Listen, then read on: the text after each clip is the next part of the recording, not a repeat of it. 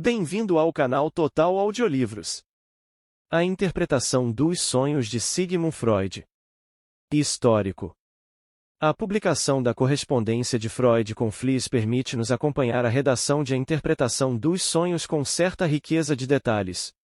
Na História do Movimento Psicanalítico, a 1914 Freud escreveu, rememorando seu lento ritmo de publicação nos primeiros tempos, que a interpretação dos sonhos, por exemplo, foi concluída, em todos os seus aspectos essenciais, no começo de 1896, mas só foi escrita no verão de 1899.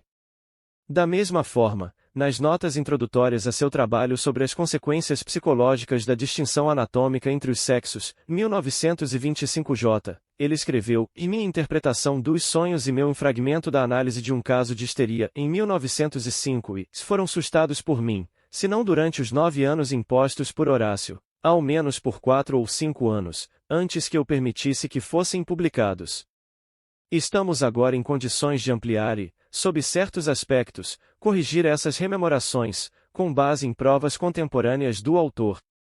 Além de várias referências dispersas ao assunto, que, em sua correspondência, remontam a pelo menos 1881, as primeiras importantes publicadas sobre o interesse de Freud pelos sonhos aparecem no curso de uma longa nota de rodapé ao primeiro de seus casos clínicos, o da Sra. M. von N., com data de 15 de maio, nos Estudos sobre a Histeria, de Breuer e Freud, 1895.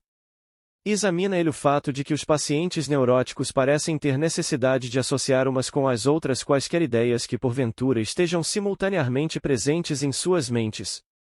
Prossegue ele, não faz muito tempo, pude convencer-me da intensidade de uma compulsão dessa espécie à associação, a partir de algumas observações feitas num campo diferente.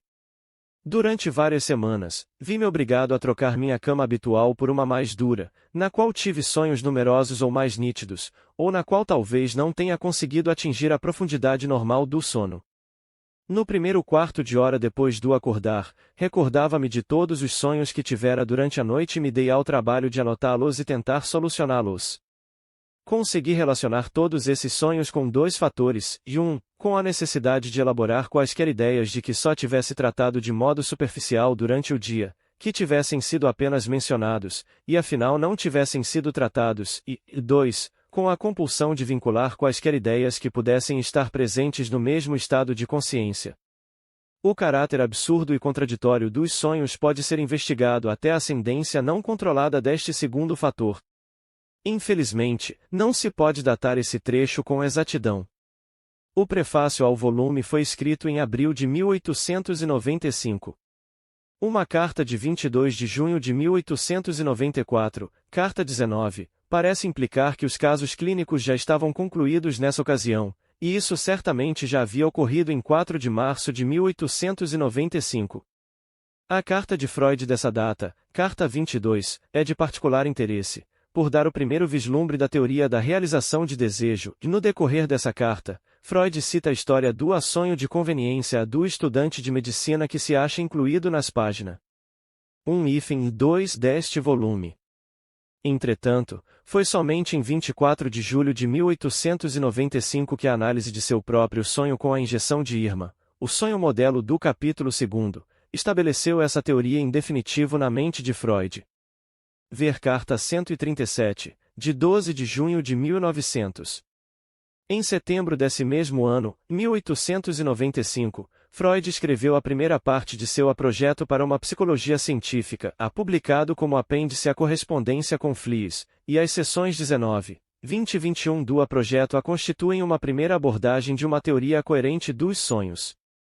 Ele já inclui muitos elementos importantes que reaparecem na presente obra, tais como, 1. O caráter de realização de desejos dos sonhos, 2. Seu caráter alucinatório, 3. O funcionamento regressivo da mente nas alucinações e nos sonhos, o que já for apontado por Breuer em sua contribuição teórica aos estudos sobre a histeria, 4. O fato de o estado do sonho envolver paralisia motora, 5. A natureza do mecanismo de deslocamento nos sonhos, e 6. A semelhança entre os mecanismos dos sonhos e dos sintomas neuróticos.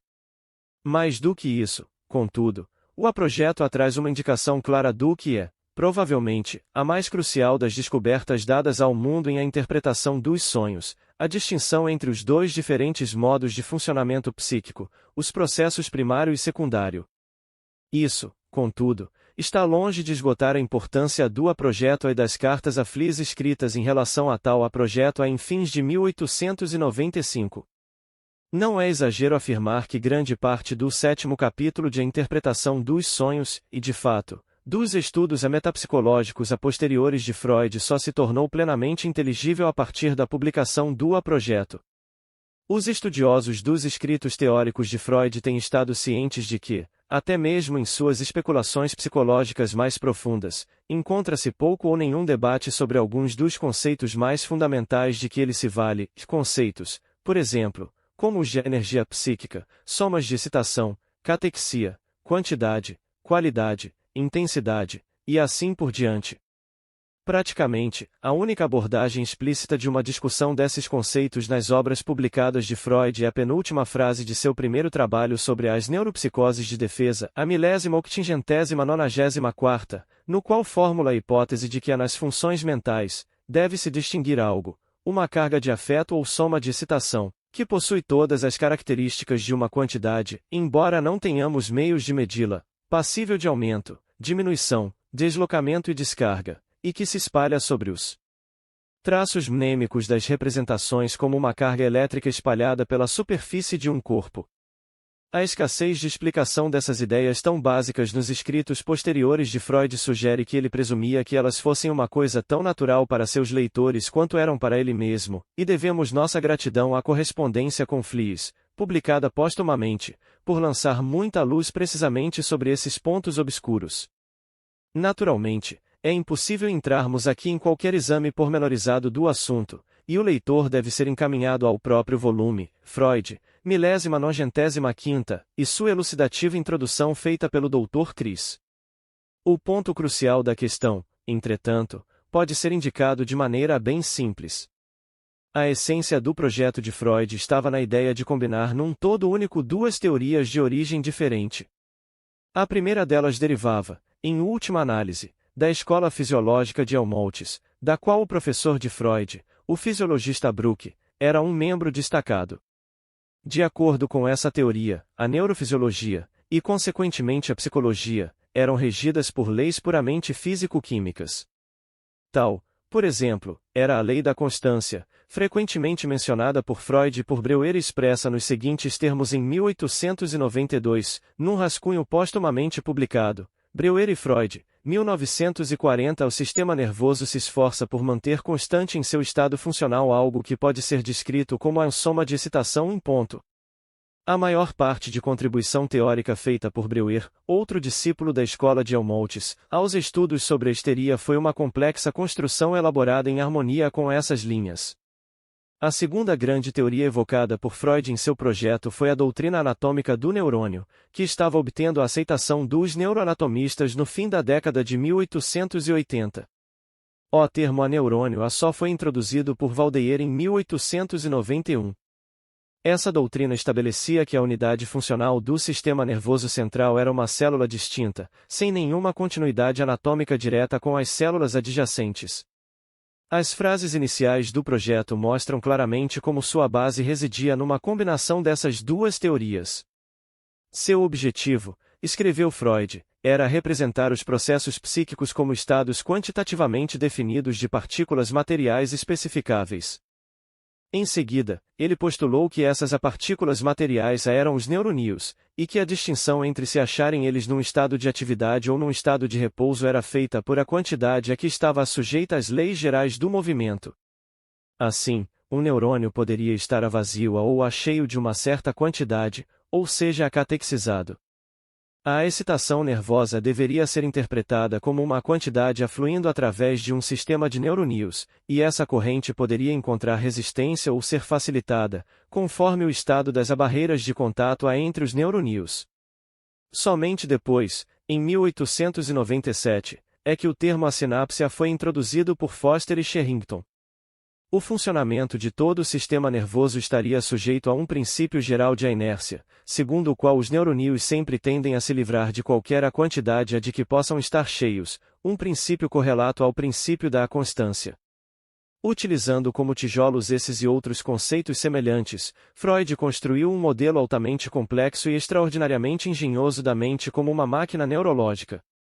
Um papel preponderante foi desempenhado no esquema de Freud por uma divisão hipotética dos neuroníons em 3 classes ou sistemas, diferenciados de acordo com seus modos de funcionamento.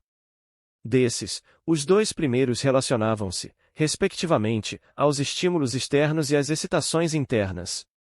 Ambos funcionavam numa base apenas quantitativa, isto é, suas ações eram inteiramente determinadas pela magnitude das excitações nervosas que incidiam sobre eles. O terceiro sistema estava correlacionado com as diferenças qualitativas que distinguem as sensações e sentimentos conscientes. Essa divisão dos neuroníons em 3 sistemas constituiu a base de complexas explicações fisiológicas de coisas como o funcionamento da memória, a percepção da realidade, o processo de pensamento, e também os fenômenos dos sonhos e dos distúrbios neuróticos. Entretanto, as obscuridades e dificuldades começaram a se acumular, e durante os meses que se seguiram à redação do projeto, Freud revisou continuamente suas teorias.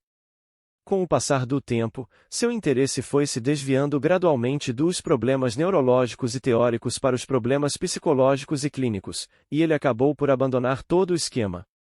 E quando, alguns anos depois, no capítulo 7º desta obra, Freud retomou o problema teórico, embora por certo jamais abandonasse a crença de que uma base física da psicologia seria finalmente estabelecida, o fundamento neurofisiológico foi aparentemente abandonado. Não obstante, e é por esse motivo que o projeto é importante para os leitores de A Interpretação dos Sonhos, grande parte do modelo geral do esquema anterior, assim como muitos de seus elementos, foram transpostos para o novo esquema. Os sistemas de neuroníons foram substituídos por sistemas ou instâncias psíquicos. Uma catexia hipotética da energia psíquica tomou o lugar da quantidade física. O princípio da inércia tornou-se a base do princípio do prazer, ou, como Freud o denominou aqui, do princípio do desprazer. Além disso, alguns dos relatos pormenorizados dos processos psíquicos apresentados no capítulo 7º muito devem a seus precursores fisiológicos e podem ser compreendidos com mais facilidade mediante referência a eles.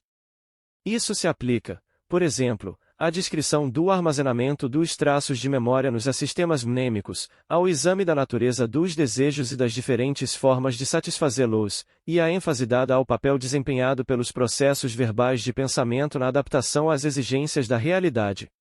Tudo isso é amplamente suficiente para justificar a asserção de Freud que a interpretação dos sonhos estava concluída, em todos os seus aspectos essenciais, no começo de 1896.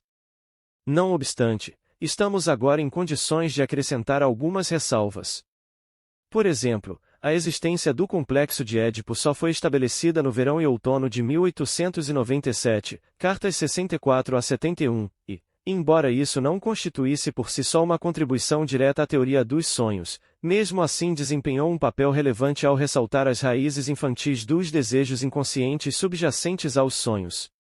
De importância teórica mais evidente foi a descoberta da onipresença, nos sonhos, do desejo de dormir. Isso só foi anunciado por Freud em 9 de junho de 1899, carta 108. Além disso, a primeira insinuação do processo de elaboração secundária parece ter se verificado numa carta de 7 de julho de 1897, carta 66. A semelhança de estrutura entre os sonhos e os sintomas neuróticos já fora assinalada, como vimos, no projeto de 1895, e houve alusões periódicas a ela até o outono de 1897. Curiosamente, contudo, daí por diante parece ter caído no esquecimento, pois é anunciada em 3 de janeiro de 1899, carta 101, como uma nova descoberta e como uma explicação da razão por que o livro permanecerá inacabado por tanto tempo. A correspondência com Fliess permite-nos acompanhar com alguns detalhes o processo efetivo de composição.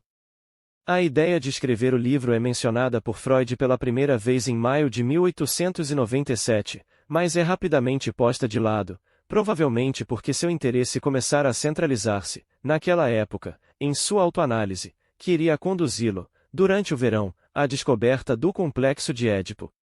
No fim do ano, o livro foi retomado e, nos primeiros meses de 1898, um primeiro esboço de toda a obra parece ter sido concluído, com exceção do primeiro capítulo. O trabalho no livro foi paralisado em junho daquele ano e só foi reiniciado após as férias de verão. Em 23 de outubro de 1898, carta 99, Freud escreve que o livro permanece estacionário, inalterado, não tenho nenhum motivo para prepará-lo para publicação, e a lacuna na psicologia isto é, o capítulo 7º, bem como a lacuna deixada pela eliminação do sonho modelar completamente analisado com fronticon parag. Seguinte, são entraves a sua conclusão que ainda não superei. Verificou-se uma pausa de longos meses, até que de repente, e como escreve o próprio Freud, sem nenhum motivo particular, o livro começou a se movimentar de novo em fins de maio de 1899. Daí por diante, continuou com rapidez. O primeiro capítulo, versando sobre a literatura, que sempre fora um bicho-papão para Freud, foi concluído em junho, sendo as primeiras páginas enviadas ao tipógrafo.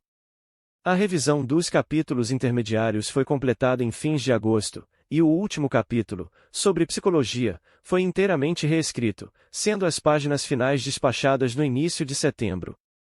Tanto o manuscrito como as provas eram regularmente submetidos por Freud a Fliess para receberem sua apreciação crítica. Fliess parece ter exercido considerável influência sobre a forma final do livro e ter sido responsável pela omissão, evidentemente, por motivo de descrição, da análise de um importante sonho do próprio Freud, com fronticon parag. ANT. Mas as críticas mais severas provieram do próprio autor e foram dirigidas principalmente contra o estilo e a forma literária. Creio, escreveu ele em 21 de setembro de 1899, carta 119, depois de terminado o livro, que minha autocrítica não era de todo injustificada. Oculto em alguma parte de mim, também eu tenho senso fragmentário da forma, uma apreciação da beleza como uma espécie de perfeição e as frases complicadas de meu livro sobre os sonhos, apoiadas em expressões indiretas e com visões oblíquas de seu conteúdo, ofenderam gravemente algum ideal dentro de mim. E é difícil que eu esteja errado em considerar essa falta de forma como sinal de um domínio incompleto do material. Mas, apesar dessas autocríticas, e a despeito da depressão que se seguiu ao desprezo quase total do livro pelo mundo exterior, apenas 351 exemplares foram vendidos nos 6 primeiros anos após a publicação. A interpretação dos sonhos sempre foi considerada por Freud como sua obra mais importante, e um discernimento claro como esse, como escreveu em seu prefácio à terceira edição inglesa, só acontece uma vez na vida. Obrigado por visitar o canal Total Audiolivros.